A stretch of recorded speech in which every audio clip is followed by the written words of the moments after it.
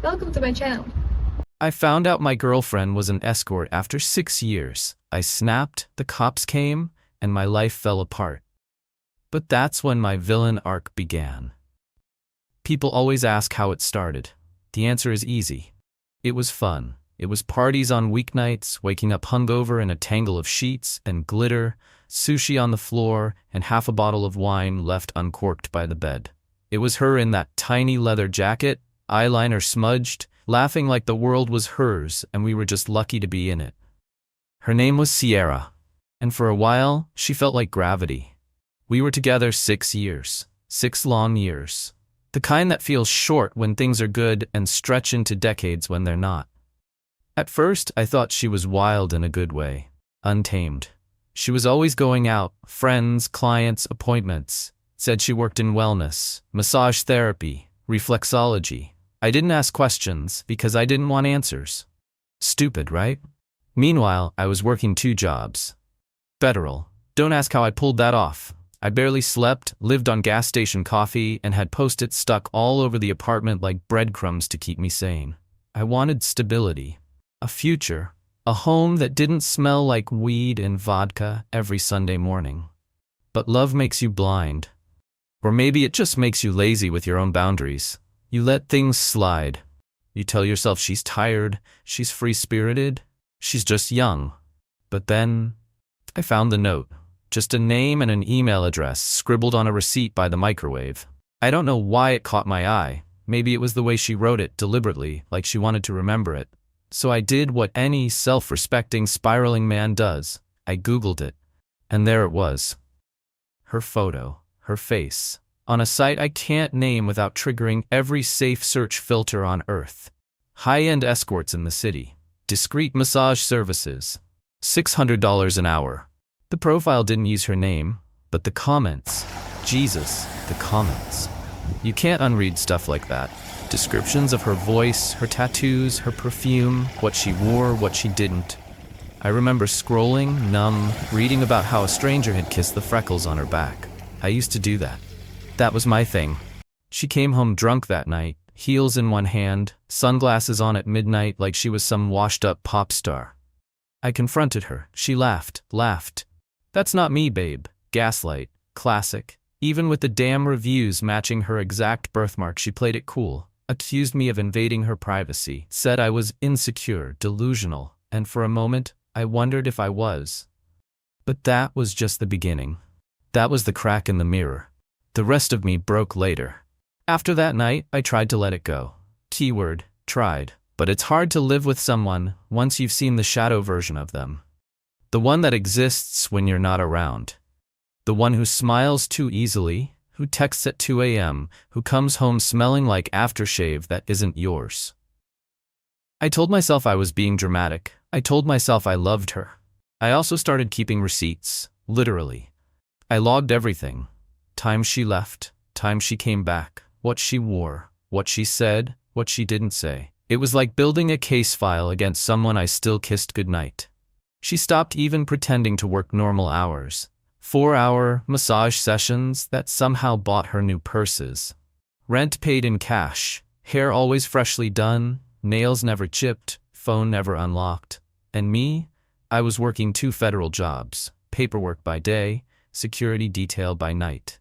The kind of stress that eats your brain from the inside out. And while I was busting my ass trying to secure a future for both of us, she was doing God knows what with men who left Yelp-style reviews about her enthusiastic mouth. I couldn't talk to anyone about it. Her friends liked me until I started asking questions. My coworkers were buttoned-up robots who would sooner call HR than listen. And my family? Half a country away. They thought we were happy. She sent them Christmas cards like everything was perfect. Hell, she even signed both our names. Gaslight turned to wildfire. Every time I brought it up, she had a new way to flip it on me. You're controlling. You're paranoid.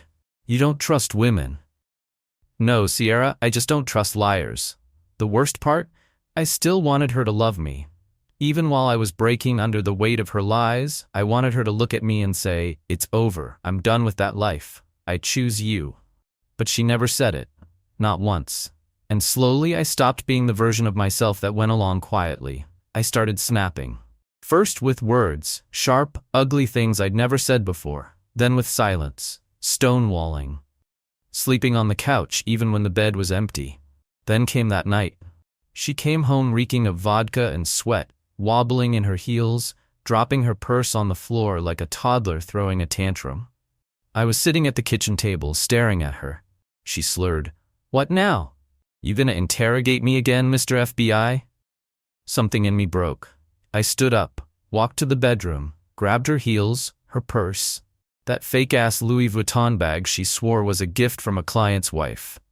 And I threw them into the toilet, one by one. She screamed. I didn't care. 6 years of lies, 6 years of pretending I was crazy. I flushed them all.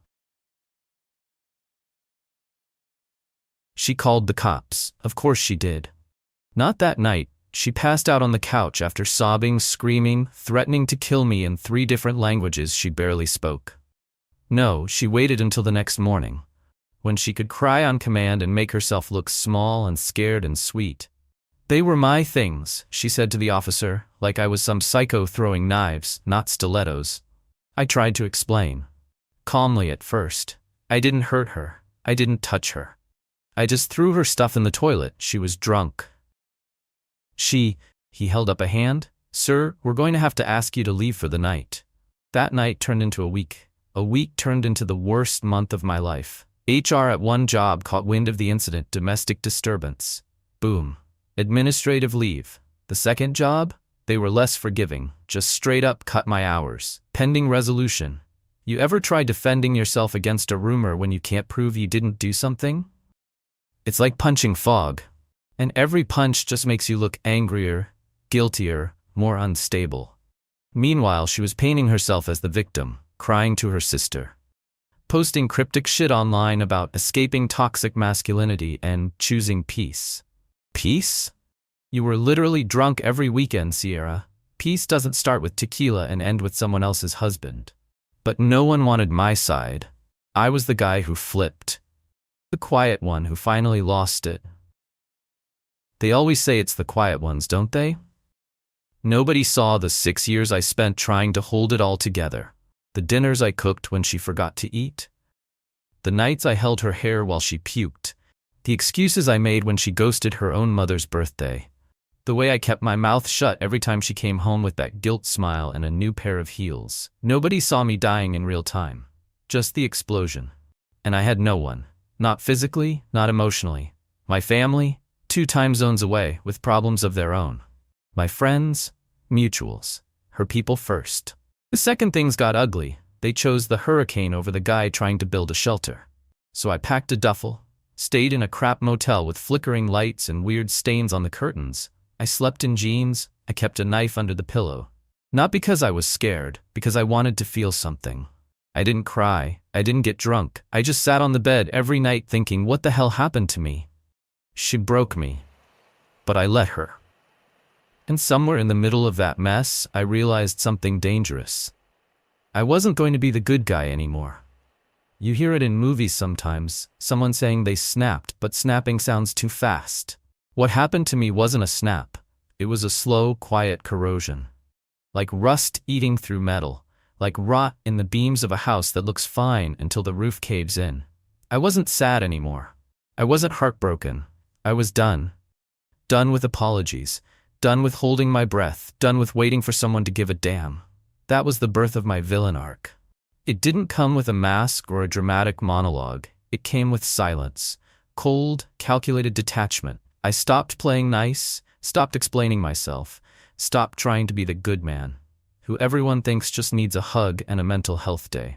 No, that guy was dead. I cut people off, blocked numbers, deleted entire threads of texts I used to reread hoping to feel something. I wiped my social media, new phone, changed banks, took what money I had left and started over. I didn't run away. I disappeared. And in the silence that followed, I felt something unfamiliar. Control. Not happiness, not peace. But clarity. I realized I'd been bending over backward for a woman who sold her body to strangers, while calling it self-empowerment.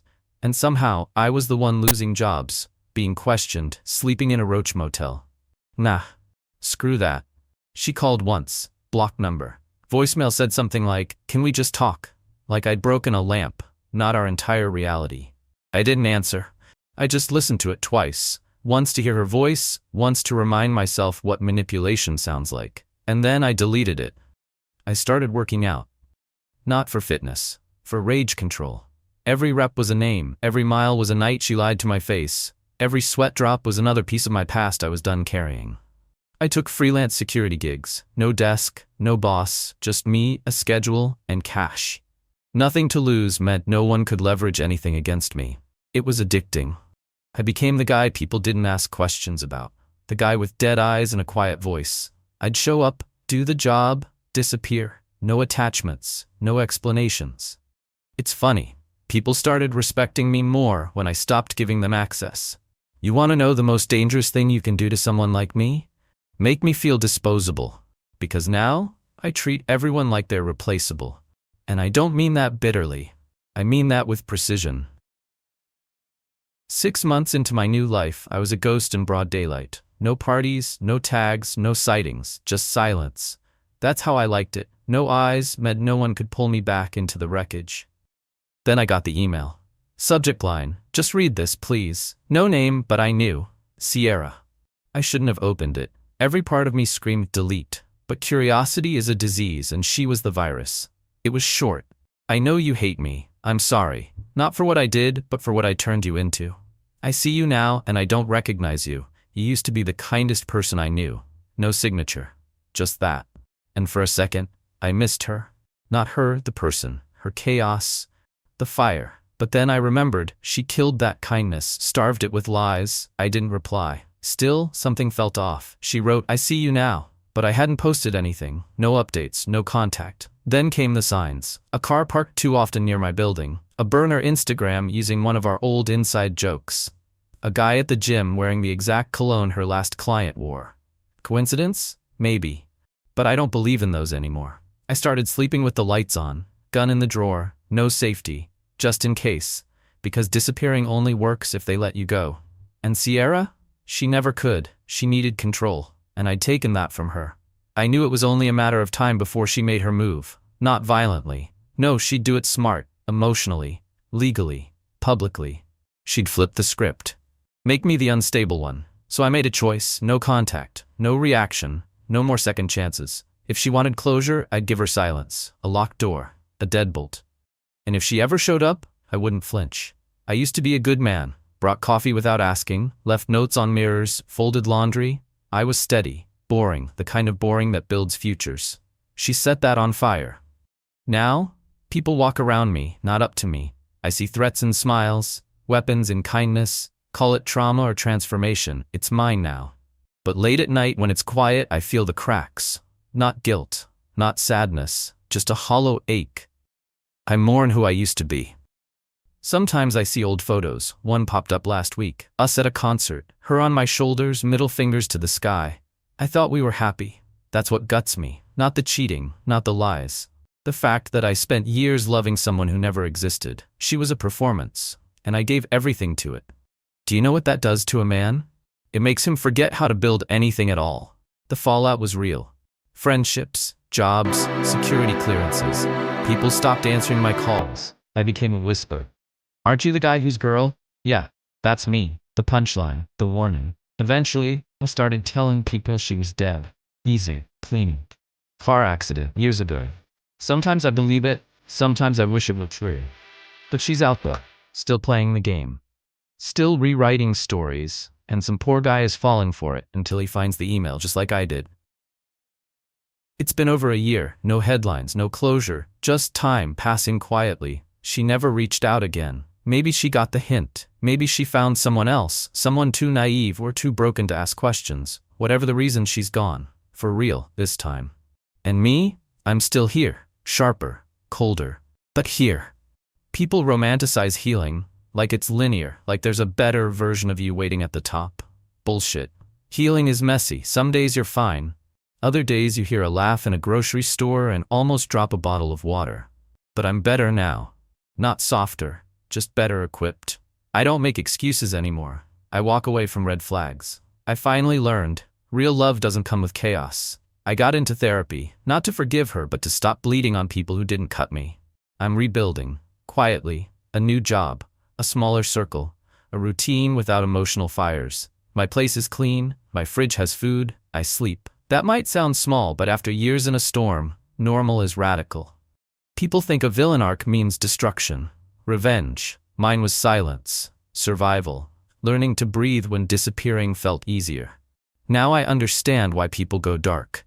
It's not about hurting back, it's about protecting the version of yourself no one else ever did. So here's to him. The quiet guy who believed a lie for 6 years, the man who snapped, who burned it all down. And the one who walked out of the ashes, not smiling, not victorious, just alive. And that's enough. What would you do in that situation? Would you just let it go and move on with your life? Or would you need to get a little payback first for all those years of being played? Let us know in the comments. We read every single one. And don't forget to subscribe and hit the bell so you never miss a new episode. Take care of yourself, and we'll see you in the next video.